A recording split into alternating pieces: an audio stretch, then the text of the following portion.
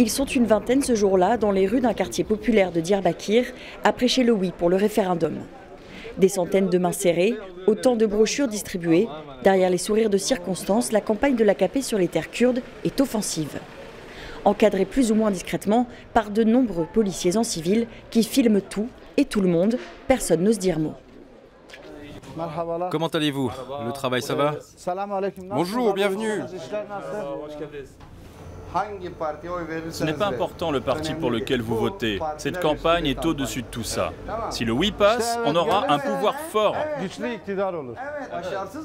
Finissons-en avec les politiques faibles. Merci beaucoup, que Dieu vous protège et on attend votre oui dans l'urne. Merci, au revoir. Merci, au revoir. Mettre fin au clivage politique au nom de la sécurité de tous, c'est l'argument choc de l'AKP dans une région où le vote pour le parti pro-kurde, le HDP, a remporté plus de 70% des voix aux dernières législatives de 2015.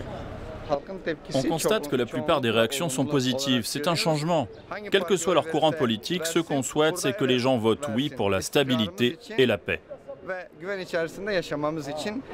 Hors de la rue et loin des regards, les femmes militantes du parti d'Erdogan sont elles aussi très actives et leurs réunions hebdomadaires enflammées.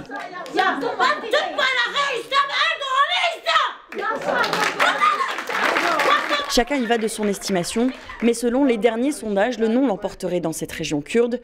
Mais ces ferventes électrices ne se découragent pas.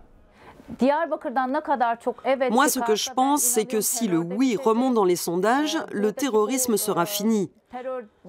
Aujourd'hui, les gens sont épuisés par ce terrorisme. Et si le oui l'emporte, la paix reviendra à nouveau à Diyarbakir.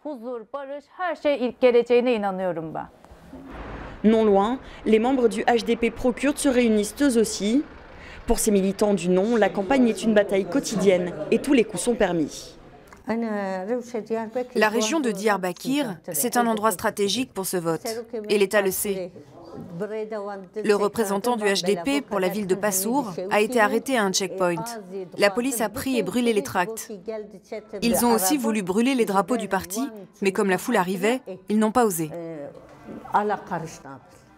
Un bon score dans la région lors du scrutin historique du 16 avril prochain offrirait à Erdogan l'occasion de légitimer sa politique militaire depuis la reprise du conflit avec la guérilla kurde.